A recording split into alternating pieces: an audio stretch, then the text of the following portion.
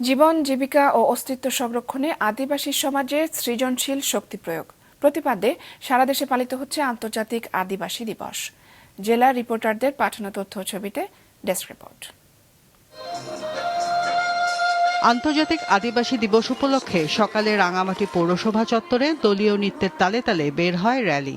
শহরের প্রধান প্রধান সড়ক ঘুরে রাজবাড়ী এলাকায় শেষ হয় এটি। এছাড়া অনুষ্ঠিত হয় আলোচনা সভায়।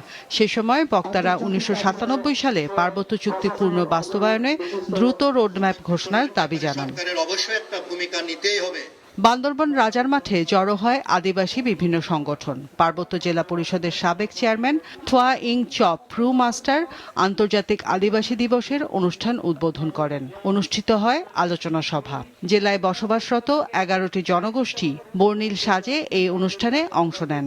আদিবাসীদের নিজেদের সংস্কৃতি, ভাষা, ঐতিহ্য জ্ঞানকে সরকার স্বীকৃতি দিক, সাংবিধানিক স্বীকৃতি। খাগড়াছড়িতে র্যালি ও আলোচনা অনুষ্ঠানের মধ্য দিয়ে পালিত হয়েছে দিবসটি। এই সময় বক্তারা পার্বত্য শান্তি চুক্তি বাস্তবায়ন সহ সমতল ও পাহাড়ে অবিলম্বে আদিবাসীদের স্বীকৃতি দেওয়ার দাবি জানান। চাঁপাইনবাবগঞ্জে আদিবাসী ধাত্রীদের সম্মান, জীবন ও সুস্থতার সুরক্ষায় তাদের অবদান এই প্রতিপাদ্যে পালিত হয়েছে দিবসটি।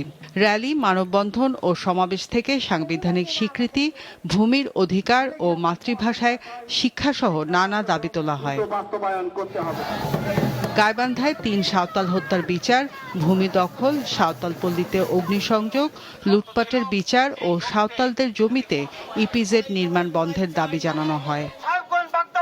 পাবনায় সমতলের আদিবাসীদের সংগঠন আমরাই পারি পারিবারিক নির্যাতন প্রতিরোধ জোট দিবসটি উপলক্ষে আয়োজন করে সম্মেলন। সকালে বনমালী শিল্পকলা কেন্দ্র মিলনায়তনে এর আয়োজন করা হয়।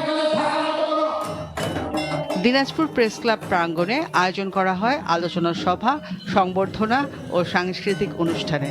ছিল বিভিন্ন দাবিতে স্মারকলিপি পেশ। এছাড়া মাগুরা, শেরপুর, ময়মনসিংহে পালিত হয় আন্তর্জাতিক আদিবাসী দিবস। রওশন জাহান মিষ্টি, মাছরাঙা নিউজ ডেস্ক।